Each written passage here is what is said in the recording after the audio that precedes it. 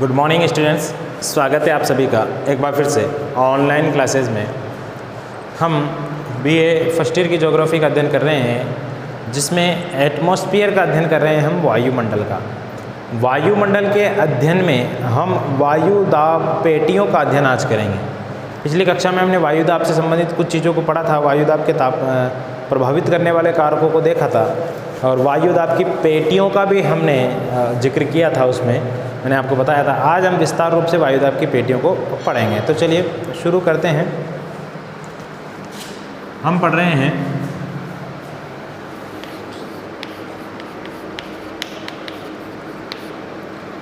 Physical geography.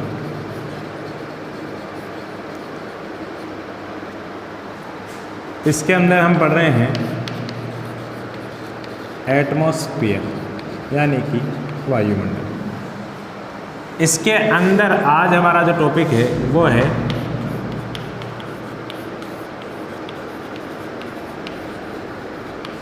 Air pressure belts.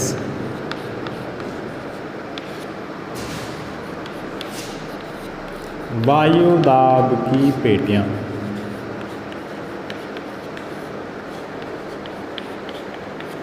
ठीक है, पेटी मतलब वो नहीं जिसमें हम सामान रखते हैं, पेटी मतलब बेल्ट्स, एक स्थान। ठीक है, देखिए ये बना देता हूं मैं ग्लोब।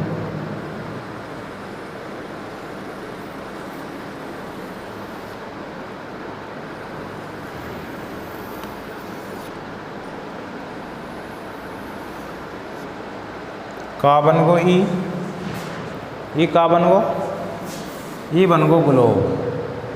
ठीक है, चलिए अब ठीक है। थोड़ा सा इस ग्लोब में हम सभी को मालूम है कि कुछ रेखाएं पाई जाती है, कर्क रेखा, मकर रेखा, विषुवत रेखा। इनको हम नहीं पढ़ रहे, सिर्फ हमको बीच वाली रेखा से मतलब है, जिसको भूमध्य रेखा बोलते हैं। क्या बोलते हैं इसको? भूमध्य रेखा। अब देखिए इसके ऊपर भूमध्य रेखा का मतलब होता है 0 डिग्री रेखा। ठीक है ना, कौन सी होती है? 0 डिग्री। अब इसके ऊपर जाएंगे तो 1 2 3 4 5 6 7 8 चलता रहेगा। नीचे जाएंगे तो 1 2 3 4 5 6 7 8 रहेगा। यहाँ जाने पर क्या आ जाएगा? 90। क्या आ जाएगा? 90। इसी तरीके से यहाँ जाने पर क्या आ जाएगा? 90। क्या आ जाएगा? 90 डिग्री। ये 90 डिग्री का मतलब है कि ये आखिरी अक्षांश है। ठीक है, ऊपर आखिरी, नीचे। अब इसी के पास यहाँ 5 डिग्री दक्षिणी अक्षांश कहेंगे इसको। ठीक है, क्या कहेंगे? 5 डिग्री दक्षिणी अक्षांश। और ऊपर वाला इसको भी कह देंगे 5 डिग्री उत्तरी अक्षांश। क्या है ये? 5 डिग्री दक्षिणी अक्षांश बोले तो S, और ये 5 डिग्री उत्तरी अक्षांश बोले तो N। ठीक है, 5 डिग्री 5 डिग्री। फिर इसके बाद यहाँ एक होगी, वो होगी 30 डिग्री उत्तरी अक्षांश। क्या होगी? 30 डिग्री उत्तरी अक्षांश। और इसी के पास एक और होगी जिसको कहेंगे 35 डिग्री उत्तरी अक्षांश। ठीक है, ऊपर 35 होगा, नीचे 30 होगा। ठीक है, ये कौन सी होगी? N, और ये भी कैसी होगी? N। समझना। फिर इसी तरीके से यहाँ होगी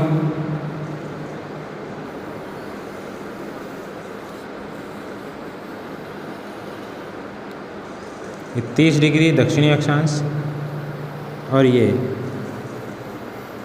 35 डिग्री दक्षिणी अक्षांश।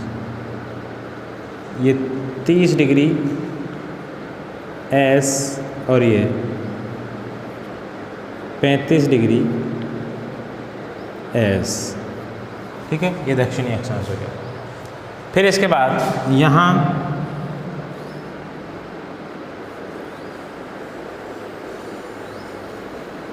ये 60 डिग्री दक्षिणी अक्षांश, और ये 65 डिग्री दक्षिणी अक्षांश,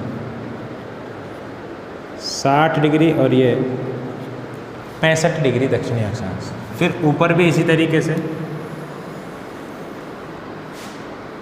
ये 60 डिग्री दक्षिणी अक्षांश, 9 उत्तरी अक्षांश, और ये 65 डिग्री उत्तरी अक्षांश। और इसके बाद ये 90 डिग्री का है और ये 90 डिग्री का एरिया। ठीक है, अब देखना, ये तो हमने अक्षांश बनाए हैं। इसमें इतनी बात तो आपको समझ में आती हो कि भाई क्या है क्या नहीं है। यहाँ से ऊपर की तरफ चलेंगे अक्षांशों की बढ़ोतरी होगी, नीचे भी जाएंगे तो अक्षांशों की बढ़ोतरी होगी, बीच में 0 डिग्री पाया जाता है। ठीक है, अब देखिए ये उत्तरी अक्षांश है, दक्षिणी अक्षांश, इसको कहते हैं, इस पूरे एरिया को, ये वाला जो है इसको कहते हैं उष्ण कटिबंध। क्या बोलते हैं इसको? उष्ण कटिबंध।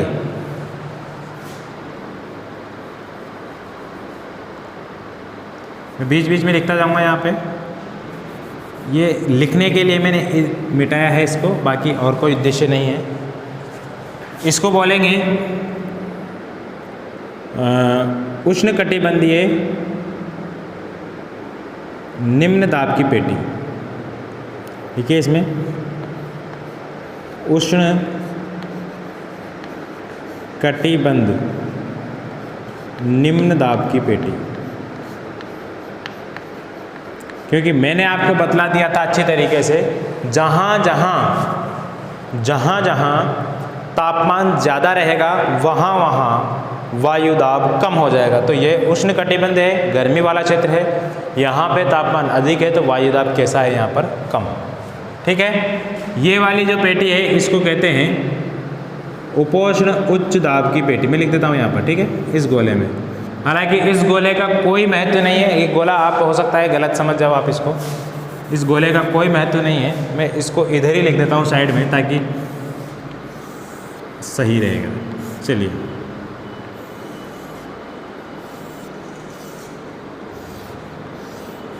इस वाली पेटी को कहते हैं उपोष्ण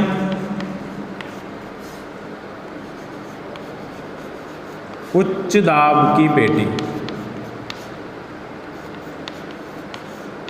ठीक है, और इसके पेटी को भी क्या कहते हैं? ये भी 30-35 है तो इसको कहते हैं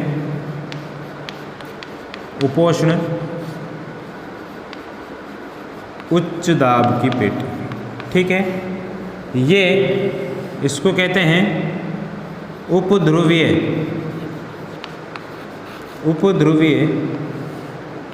निम्न दाब की पेटी।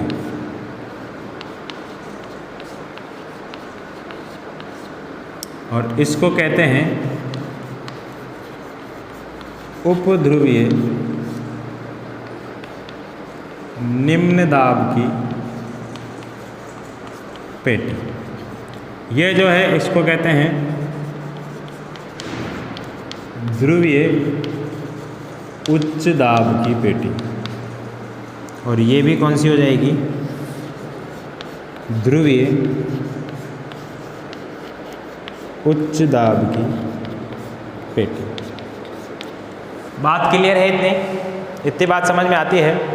देखिए, यहाँ अधिक तापमान पाया जाता है इसलिए निम्न दाब पाया जाएगा। यहाँ भी तापमान अधिक है, लेकिन पृथ्वी की घूर्णन गति के कारण, कल मैंने आपको बताया था, पृथ्वी जब घूमती है अपने अक्ष पर तो घूमने की वजह से क्या होता है, यहाँ पे निम्न दाब का क्षेत्र है तो निम्न दाब की जो हवाएं हैं वो नीचे से चल करके यहाँ आएगी, और इधर उच्च दाब की पेटी है, निम्न दाब की पेटी है तो यहाँ की हवाएं भी इधर आएगी। दोनों की हवाएं यहाँ आएगी तो यहाँ हवाओं का दबाव ज़्यादा हो जाएगा पृथ्वी की घूर्णन गति के कारण, जिसको परिभ्रमण गति कहते हैं। पृथ्वी के कॉरियोलिस बल काम करता है यहाँ पर। इस वजह से क्या होता है कि दोनों दिशाओं से यहाँ पर जो हवाएं आती है, हवाएं आने के फलस्वरूप यहाँ पर उच्च दाब का क्षेत्र बन जाता है। ठीक है, यहाँ भी उच्च दाब का क्षेत्र इसी वजह से बनता है।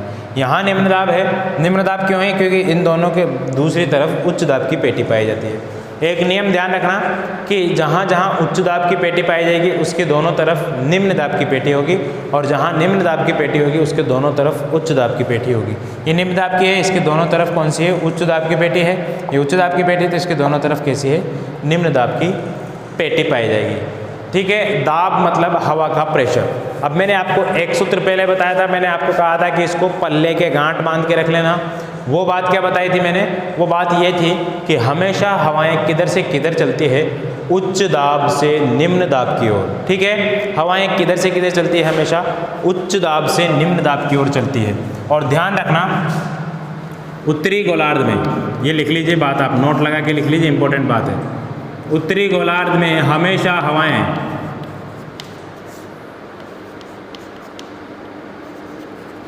या पवनें अपनी दाईं ओर मुड़ जाती है, अपनी दाईं ओर मुड़ जाती है। इसके पीछे क्या काम करता है? एक तो कोरियोलिस बल काम करता है इसके पीछे। कोरियोलिस बल पृथ्वी की घूर्णन गति के कारण उत्पन्न होता है। और दूसरा काम करता है फेरल का नियम। फेरल का नियम ये कहता है कि अगर आप उत्तरी गोलार्ध में हो तो हवाएं हमेशा उत्तरी गोलार्ध में दाहिनी ओर मुड़ जाएगी अपनी तरफ से। ठीक है, क्योंकि पृथ्वी की घूर्णन गति जो होती है इस तरीके से होती है, पश्चिम से पूर्व पृथ्वी घूमती है, तो पश्चिम से पूर्व घूमने के कारण जो उत्तरी गोलार्ध में हवा चलेगी वो हमेशा अपने पथ से थोड़ी दाईं तरफ मुड़ेगी। ठीक है, सीधी नहीं चल के कैसे चलेगी? वो दाईं तरफ। और अगर दक्षिणी गोलार्ध की बात है, उत्तरी गोलार्ध में तो ऐसा होगा, दक्षिणी गोलार्ध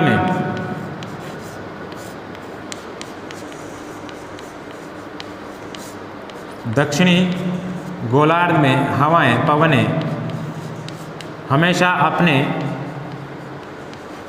बाईं ओर मुड़ जाती है। ठीक है,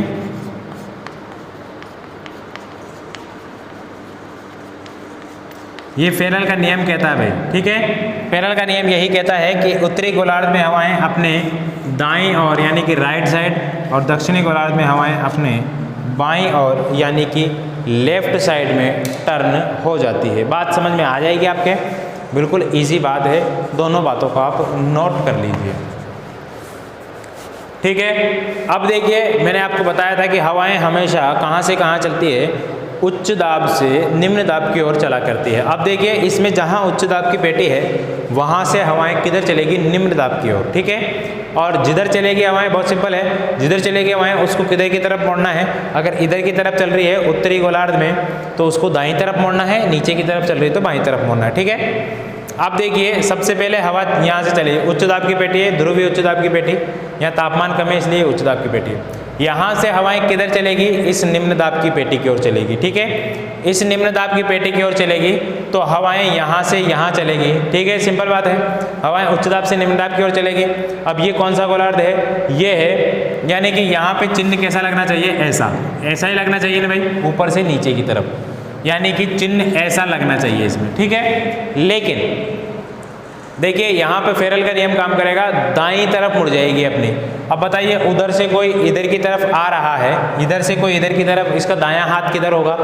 इधर की तरफ होगा ना इसका दायां हाथ?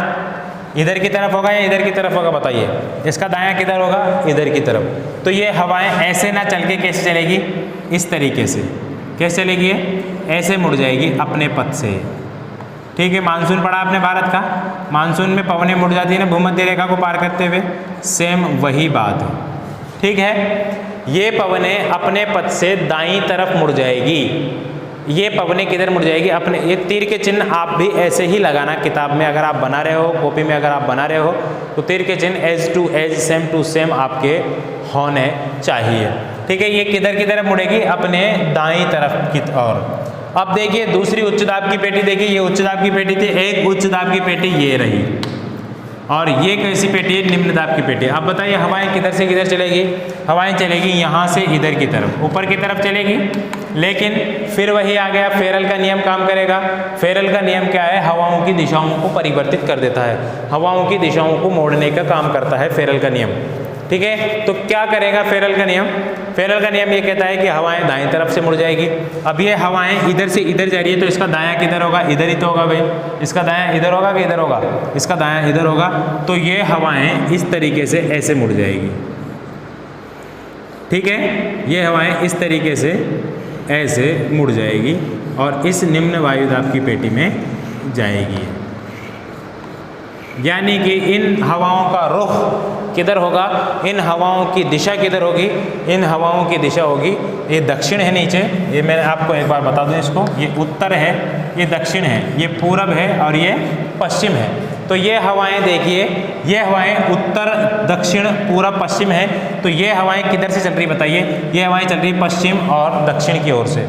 तो ये हवाएं दक्षिण पश्चिम से उत्तर पूरब की ओर जा रही है, ठीक है। दक्षिण पश्चिम से किधर की ओर जा रही है भाई, उत्तर पश्चिम की ओर ये हवाएं चलेगी। इसके बाद देखते हैं हम, ये उच्च दाब की पेटी है और ये कैसी है, निम्न दाब की पेटी। तो ये हवाएं ये इधर की तरफ आएगी, नीचे की तरफ, तो कैसी की दिशा होगी, इसकी दिशा भी ऐसी की ऐसी होगी। देख लीजिए आप, हवाएं इधर से इधर आ रही है तो फेरल का नियम काम करेगा। फेरल का नियम क्या कहता है, दाईं ओर मुड़ जाएगी, तो ये इधर आएगी तो इधर इसका दायां होगा, तो ये हवाएं किस तरफ मुड़ जाएगी, इस तरफ, तिरछी बनानी है इनको, ठीक है। ये हवाएं किस तरफ मुड़ जाएगी, अपने दाईं ओर, ठीक है। तो इस तरीके का ये पैटर्न बनेगा कुछ उत्तरी गोलार्ध का। बात समझ में आ गई होगी, फेरल का नियम काम करेगा। उत्तरी गोलार्ध में हवाएं हमेशा, पवनें अपने दाईं ओर मुड़ जाती है। क्यों मुड़ जाती है सर, कोरियोलिस बल के कारण। कोरियोलिस बल क्या होता है गुरुजी, कोरियोलिस बल होता है पृथ्वी पर लगने वाला परिक्रमण बल। पृथ्वी जब घूमती है तो हवाएं भी घूमती है। आपने वो गेंद होती है, गेंद पानी, कोई सी भी गेंद ले लीजिए आप, चाहे प्लास्टिक की ले लीजिए, चाहे मिट्टी की ले लीजिए, चाहे किसी और की ले लीजिए, टेनिस वगैरह, टेनिस की गेंद लीजिए आप, ठीक है, जिसमें ऊपर कपड़ा होता है। उस टेनिस की गेंद को पानी में भिगो दीजिए। पानी में भिगो देने के बाद आप उसको इस तरीके से चुटकी से घुमाइए, यूँ करके जोर से घुमाइए उसको। घुमाएंगे तो आप देखेंगे कि जिधर की तरफ घूमती है गेंद, पानी उसके विपरीत दिशा में चलता है, ठीक है, पानी उसके विपरीत दिशा में चलता है। तो यही कारण है कि जो ये पश्चिम की पूर्व की तरफ घूमती है तो हवाएं इसकी विपरीत दिशा में चला करती है। हवाएं किधर चलती है, विपरीत दिशा में। अगर हम इधर जा रहे हैं, आपने वो देखा है ना, क्या देखा है, वो देखा है ना आपने, क्या देखा, ट्रेन देखी आपने, बस देखी आपने, तो बस में आप चलते रहते हो, बस के साथ साथ बाहर आप खिड़की के बाहर हाथ डाल के देखते हैं तो आपका हाथ पीछे की तरफ जाता है हमेशा। तो क्यों जाता है पीछे, क्योंकि आगे की हवा आपको धक्का मारती है। यही सिचुएशन यहाँ पर होती है, हवा हमेशा विपरीत दिशा में चलती है। हवा किधर से भी चल रही हो, हवा किधर से भी चल रही है, आप तेज भागिए, ऐसा लगेगा कि आपको हवा रोक रही है। इधर साइडों में आप ऐसे करिए तो आपके हाथ पीछे हो जाएंगे, ठीक है। तो वह हवा का दबाव होता है, यही कारण यहाँ पर होता है। अब देखिए दक्षिणी गोलार्ध है, ये उत्तरी गोलार्ध हो गया, ये दक्षिणी गोलार्ध है। भूमध्य रेखा से नीचे वाला मामला है ना, इसलिए अब यहाँ पे हवाएं किधर की तरफ मुड़ेगी, अपने बाईं ओर। किधर मुड़ेगी, अपने बाईं ओर। तो उच्च दाब की पेटी ये रही, देखिए उच्च दाब से हवाएं किधर चलनी चाहिए, इधर की तरफ चलनी चाहिए, लेकिन बाईं ओर मुड़ जाएगी। अब ये बाईं ओर इधर तो नहीं हुआ, इधर तो दाईं ओर हुआ, इधर बाईं ओर हुआ, तो ये हवाएं किधर की तरफ मुड़ेगी भाई, इस तरफ पे, ठीक है, इस तरफ ये हवाएं मुड़ जाएगी, यहाँ से यहीं चलेगी।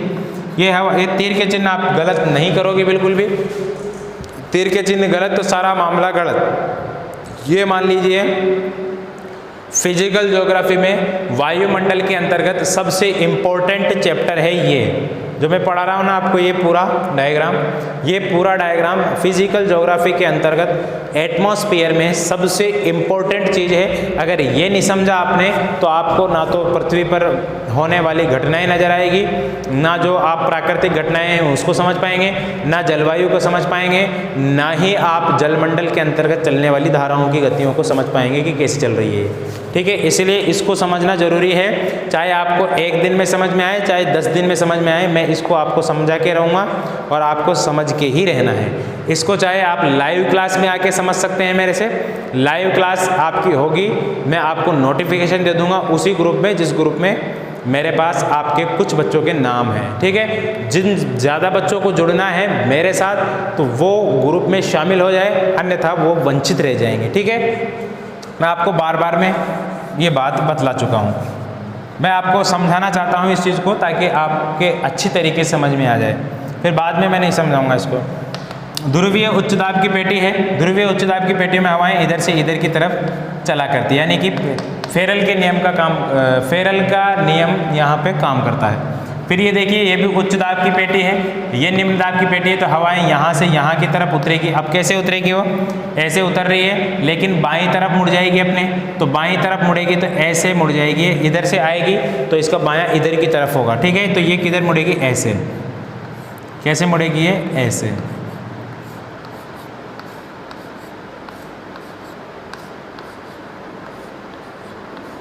ठीक है, ये हवाएं अपनी बाईं तरफ मुड़ जाएगी इस तरीके से। फिर यहाँ भी उच्च दाब की पेटी है, ये निम्न दाब की पेटी, तो हवाएं इधर से इधर चलेगी, तो सेम टू सेम वही कंडीशन होगी, अपने बाईं ओर मुड़ जाएगी इस तरीके से।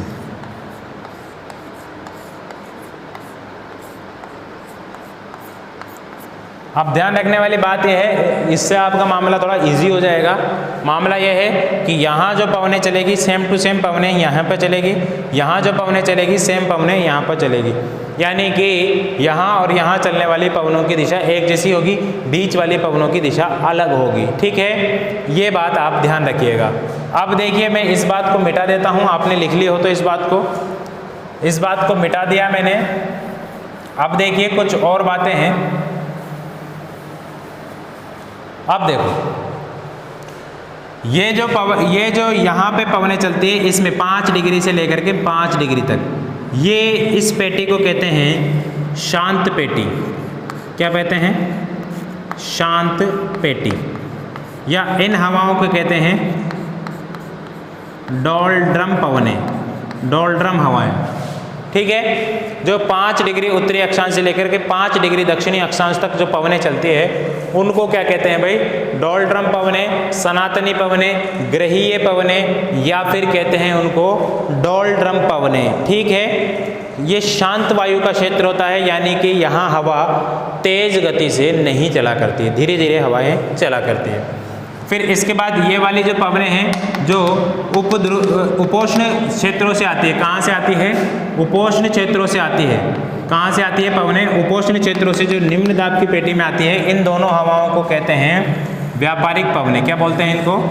व्यापारिक पवनें, कॉमर्शियल विंड, व्यापारिक पवनें। क्यों बोलते हैं गुरुजी इनको व्यापारिक पवनें? क्या ये व्यापार में सहायक है? हाँ, बिल्कुल, ये व्यापार में सहायक है। प्राचीन काल में क्या होता था? प्राचीन काल में जब हमारे पास रेलगाड़ियाँ नहीं हुआ करती थी, जब हमारे पास ट्रेनें नहीं हुआ करती थी, जब हमारे पास एरोप्लेन नहीं हुआ करते थे, जब हमारे पास ट्रक और बड़े यातायात के मालवाहक नहीं हुआ करते थे, उस ज़माने में सिर्फ और सिर्फ मालवाहक हुआ करते थे, तो वो हुआ करते थे पानी के जहाज, जिनमें भी आधुनिक तरीके के नहीं हुआ करते थे, इंजन के ऊपर चलने वाले नहीं हुआ करते थे।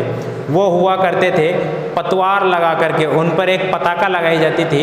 इस तरीके की आपने देखी होगी नाव, ऐसी नाव हुआ करती थी जिसके ऊपर पताका लगाई जाती थी इतनी लंबी। ठीक है, ये पताका क्या काम करती थी?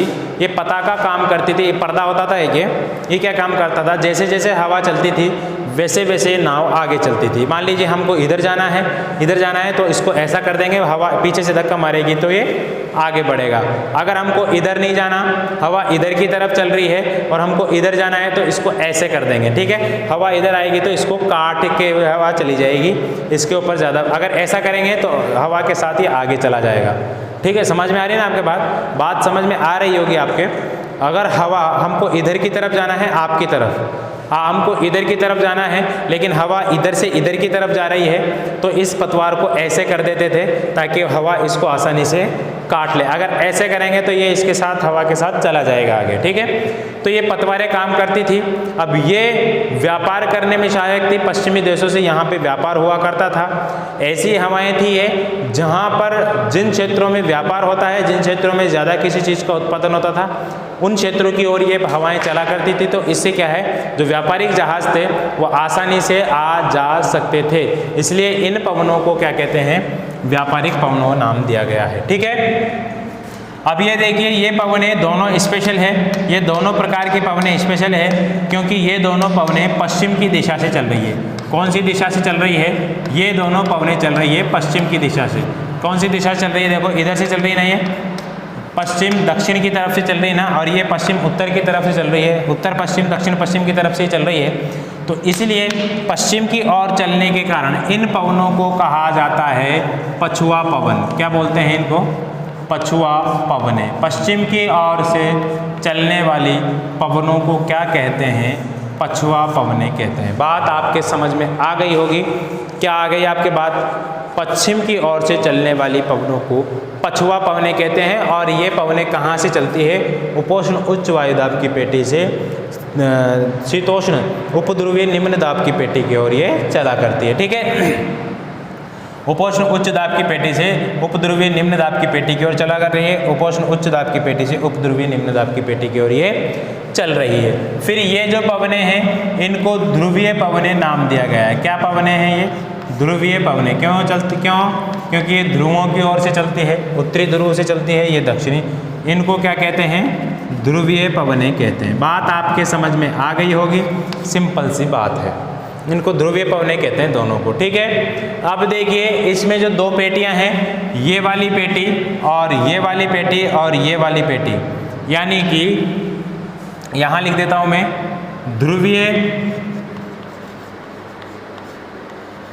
उच्च दाब पेटी, ध्रुवीय उच्च दाब पेटी और भूमध्य रेखीय या उष्णकटिबंधीय निम्न दाब पेटी। ये वाली पेटी और ये वाली पेटी, ये दोनों पेटी तापजन्य पेटी कहलाती है। कैसी?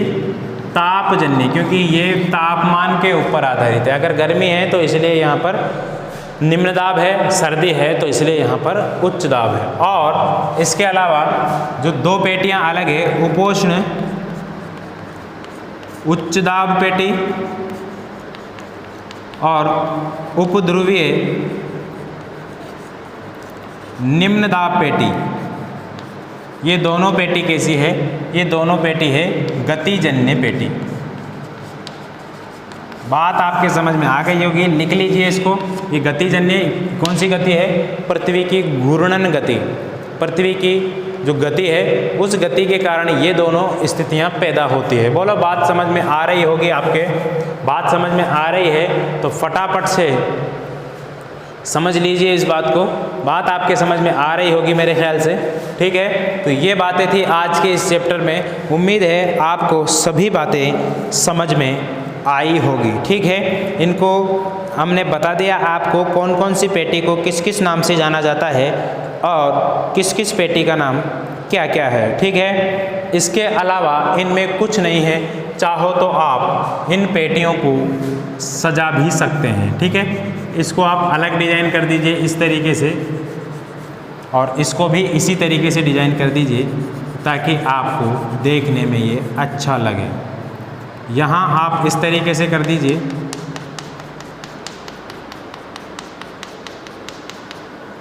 और यहाँ भी आप इस तरीके से कर दीजिए ताकि इसको हम आसानी से पहचान सकें कि भाई ये दोनों पेटियाँ एक ही तरीके की है। ठीक है, और इसको तो आप इसको भी आप दूसरा कलर दे सकते हैं। इसको आप ऐसे भर दीजिए। ठीक है, तो ये थोड़ा सा अट्रैक्टिव हो जाएगा। ठीक है, बात आपके समझ में आ गई होगी। जितना आपको समझाया गया है उतनी बातें आज के चैप्टर में आपको समझ में आई होगी। ये हमारा क्या था? आज का वायुमंडल के तहत वायुदाब की पेटियां थी, इसको हमने आज पढ़ा है। उम्मीद है आपको जैसा समझाया गया वैसे समझ में आ गया होगा। स्क्रीनशॉट ले लीजिए, उतार लीजिए इसको अच्छे से। मिलेंगे कल की कक्षा में, तब तक के लिए गुड बाय।